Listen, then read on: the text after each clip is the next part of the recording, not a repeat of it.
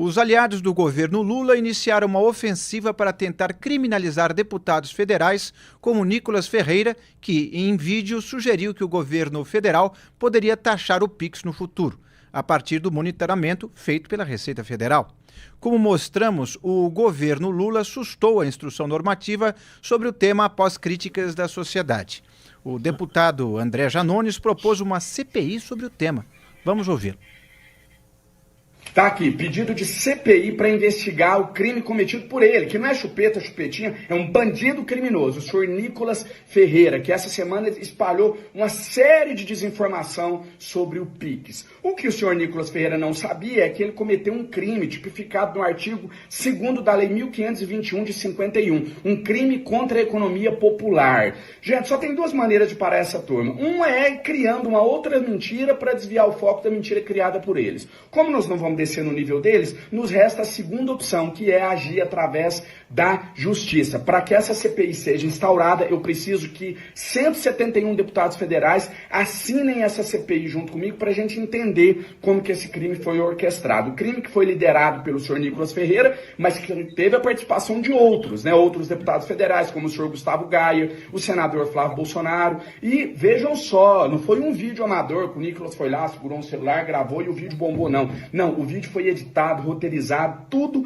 pelo marqueteiro do senhor Jair Bolsonaro. Então nós queremos instaurar a CPI para descobrir quem liderou essa quadrilha, quem montou a quadrilha, quem deu as ordens para o cometimento do crime e o principal, quem financiou esse crime contra o povo brasileiro, contra a economia popular. Senta o dedo nesse vídeo, viraliza e cobra o seu deputado. Cobra o seu deputado, assina lá a CPI que o Janones está propondo para investigar o Nicolas Ferreira e a quadrilha dele. Com 171 assinaturas, a CPI está protocolada, o crime vai ser investigado e eu vou compor essa CPI para colocar o dedo na cara desses bandidos e esclarecer esse episódio de uma vez por todas. Vamos para cima, que Deus nos abençoe, conto com cada um de vocês. Estamos juntos. Já o grupo de advogados Prerrogativas quer pedir a cassação de mandato do parlamentar por divulgação de fake news no vídeo divulgado nessa semana. Vamos lembrar um trecho do vídeo. O governo quer saber como você ganha 5 mil e paga 10 mil de cartão, mas não quer saber como uma pessoa que ganha um salário mínimo faz para sobreviver pagando luz, moradia, educação, compra do mês e gás. Esse é o questionamento que tem sido feito nas redes sociais e faz todo sentido, e eu te explico o porquê. O governo Lula vai monitorar seus gastos com cartão de crédito e Pix, que movimentam acima de 5 mil reais para pessoas físicas e 15 mil para empresas. Isso todo mundo já sabe. E não, o Pix não será taxado. Mas é bom lembrar que a comprinha da China não seria taxada, foi. Não ia ter sigilo, mas teve. Você ia ser isento do imposto de renda, não vai mais. Ia ter picanha, não teve. O Pix não será taxado, mas não duvido que possa ser. Enfim, quem será mais afetado com essa medida será o trabalhador informal. Feirantes, o seu João que vende picolé como ambulante, motorista de Uber, pedreiros, entregadores de iFood. Todos aqueles que lutam diariamente para ganhar a vida honestamente vão sofrer. Esses trabalhadores que já vivem no aperto agora terão suas movimentações vigiadas como se fossem grandes sonegadores. Se fizer uma vaquinha para pagar o churrasco, vai ser complicado de explicar no imposto de renda. O amor está custando caro demais. Pensa comigo. Microempreendedores representam 70% das empresas do país. Em 2025, por exemplo, o MEI poderá faturar 81 mil reais por ano, ou seja, pouco mais de 6 mil reais por mês. Essa maioria de brasileiros, muitos não declaram imposto de renda, porque senão não conseguem pagar suas contas. Se é difícil sem declarar, imagina o PT tirando 27,5% que você ganha. É impossível sobreviver. Porque se fosse para pagar imposto alto, igual na Suíça, mas ter um serviço da Suíça de saúde, educação e transporte, ok. Mas o brasileiro paga imposto alto para continuar tendo um serviço de saúde, educação e transporte do Brasil. Sendo assim, esses milhões de brasileiros não vão mais usar cartão de crédito, Pix, débito ou transferência bancária para não cair na mira do governo, que só está pensando em arrecadar sem te oferecer nada. Prova disso é que o Lula aumentou os gastos do cartão da presidência e colocou sigilo para os gastos dele com a Janssen, mas quer tirar o sigilo bancário de você, cidadão comum e empreendedor. Sigilo para ele, vigilância para você. Prazer, Lula. E qual o objetivo real dessas medidas? Arrecadar mais impostos. Tirar dinheiro do seu bolso. Mas não pense que isso vai para saúde, segurança ou educação. Isso eu nem preciso provar. Basta uma pergunta. Qual serviço que o Estado oferece na sua cidade de qualidade? Virou comum pagar imposto e pagar também outra empresa para fazer o mesmo serviço que o Estado não faz. E o deputado federal Guilherme Boulos vai apresentar um projeto de lei para tipificar como crime contra a economia popular ações como essa do Nicolas. Vamos ler o tweet de Boulos. Ele diz: nosso mandato acaba de redigir um projeto de lei para ampliar a tipificação de crimes contra a economia popular e combater fake news, como as que vimos no caso do Pix e nas enchentes do Rio Grande do Sul. Não vamos abaixar a cabeça para a mentira, para a picaretagem do bolsonarismo, para cima deles. Wilson Lima, eu já chamo você aqui para falar conosco. O que é que você achou dessa reação maciça da base aliada do governo? Boa tarde para você, Inácio. Boa tarde para você que nos acompanha e nos assiste aqui em O Antagonista e também pelo canal BMC. Olha, já que hoje é sexta-feira, né, e hoje nós temos o nosso prêmio Óleo de Peroba, então vamos começar logo com esse termo.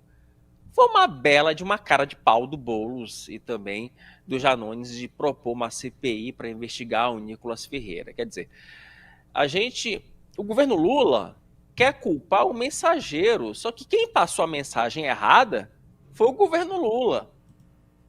Foi o secretário da Receita, o Robson Barreirinhas, que editou uma instrução normativa que abria sim margem para essa bisbilhotagem geral da República. Não foi culpa do Nicolas. O governo Lula simplesmente levantou a bola e o Nicolas foi lá e cortou. Obviamente que esse vídeo aí do Nicolas, e a gente falou no programa de ontem, ele tem um nível de profissionalismo que não é típico do próprio Nicolas. Então tem o dedo do Duda Lima. Agora, o Nicolas, eu pedi para a nossa produção, para o nosso grande Matheus, para o nosso grande Magal, para a gente separar um vídeo, porque esse Nicolas que aparece no vídeo é totalmente diferente de um outro Nicolas, logo do início do mandato. Solta o vídeo, por gentileza, do Nicolas de peruca, só para a gente relembrar. Boa tarde a todos. Hoje, o Dia Internacional das Mulheres. A esquerda disse que eu não poderia falar porque eu não estava no meu local de fala. Então, eu solucionei esse problema aqui, ó. Hoje, eu me sinto mulher, deputada Nicole. E eu tenho algo muito interessante aqui para poder falar. As mulheres estão perdendo o seu espaço para homens que se sentem mulheres.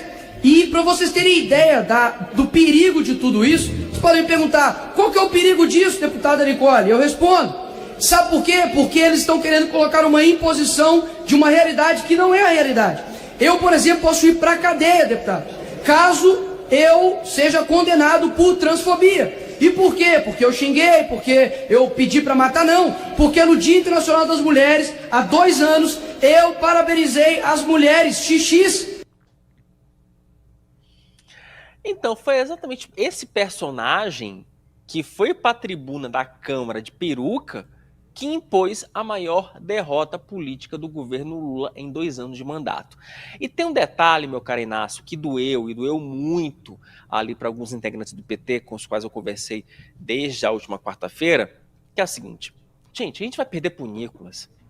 Essa foi a frase que eu mais escutei. Gente, nós perdemos para o Nicolas. Isso, para o PT, foi de uma vergonha incalculável, meu caro. Foi de um momento de você pensar, nossa, a gente perdeu. Eu escutei a seguinte frase, Inácio: perdemos para um pivete.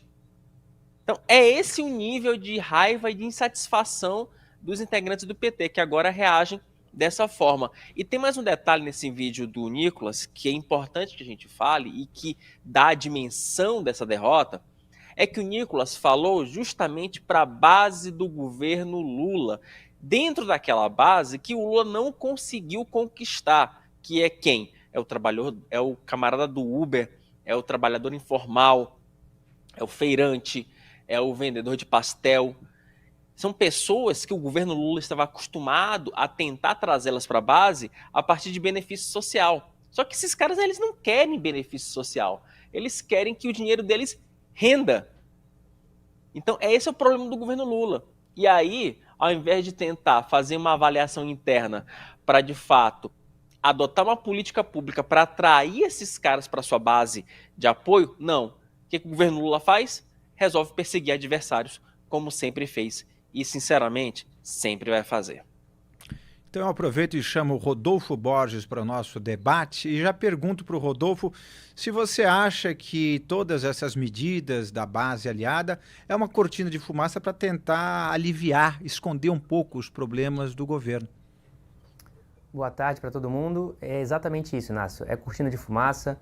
O Janones, que está tentando aí já faz muito tempo voltar para os holofotes depois de ter sido indiciado pela Polícia Federal por suspeita de rachadinha no seu gabinete de deputado federal.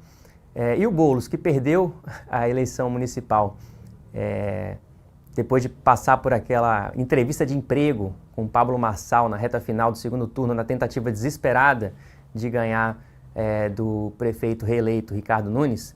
Esses dois aí, quando entram num debate como esse, não dá para levar em consideração. É relevante a gente exibir aqui, porque eles estão tentando, e é relevante a gente destacar a tentativa de atuação deles. Mas assim, propor uma CPI para tratar desse assunto, propor uma tipificação criminal para tratar desse assunto, é ridículo. E faz parte dessa cortina de fumaça dos próprios membros do governo Lula, na tentativa de apontar quem foi que errou, se foi o ministro Haddad, se foi o secretário da Receita. Eu até já escrevi uma análise, vou publicar nessa sexta-feira, dizendo o óbvio, que o culpado é o próprio governo Lula.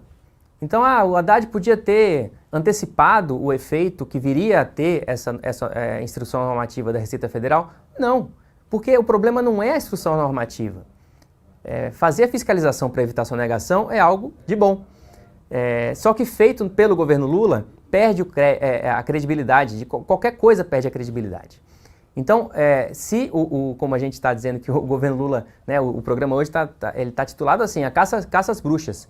Se essa caça às bruxas for feita da forma correta, quem está caçando a bruxa vai chegar na porta do gabinete presidencial. Wilson, ainda sobre essa caça às bruxas, quem está caçando tem poder para realmente, como disse o Rodolfo, chegar ao final da coisa? Ou é mais uma coisa para tentar disputar a atenção da mídia, tentar esquecer o que já foi feito e tentar reverter a narrativa, usando um termo bastante em voga? Então, eu estou tentando aqui fazer uma metáfora doméstica desse caso, porque é de um absurdo, sabe? É engraçado, Inácio, porque o PT vive dizendo que você não pode criminalizar a vítima. Vive falando isso. Mas parece que o governo adota uma postura muito parecida, porque me parece que nessa situação, o cidadão brasileiro que foi assaltado, o camarada quer criticar o próprio cidadão brasileiro que estava alertando o outro de que ele poderia ser assaltado. É uma coisa que eu não consigo nem pensar. E olha, uma fonte me passou ontem, depois eu vou pegar esses documentos e vou destrinchá-los com mais calma, tem mais coisa por aí nessa história da Receita Federal, tá, Inácio? Então, assim, não é uma situação que vai acabar assim por si só, não, porque tem muita brecha nessas instruções normativas da Receita, que ali ocorre, inclusive, com anuência de Supremo, enfim. Essa história ela não vai acabar tão facilmente assim. E, de novo, a grande questão é que o governo Lula foi derrotado de um jeito. Foi um 7-1 na disputa da narrativa. Foi um 7-1, utilizando o termo, né, que está bem em voga. E por isso que o governo Lula ficou tão irritado. Porque, no final das contas, é como o Rodolfo falou e eu concordo com ele.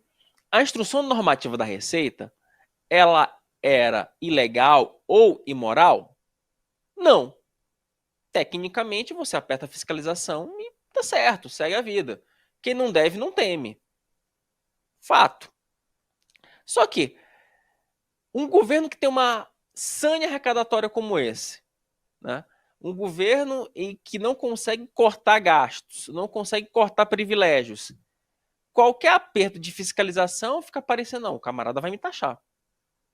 Então, assim, é o discurso que o governo não conseguiu sair pela tangente e de novo, reforça essa questão. Nácio, o que deixou o governo Lula nas costas foi que o Nicolas Ferreira conseguiu falar com ele, com um trabalhador, com um camarada de baixa renda, que é o camarada que não é dependente de Bolsa Família, mas também não tem dinheiro para pagar o imposto de renda. É isso que pegou, foi isso que pegou o governo Lula. E essa crise de imagem, eu falo para vocês aqui no ar, eu duvido que o governo consiga reverter até 2026. Duvido. Isso vai ficar martelando a cabeça do governo Lula, e isso é um elemento, só essa crise do Pix, se ela for, batida ali na campanha de 26, já vai ser uma crise que o governo vai ter que administrar e vai administrar bem.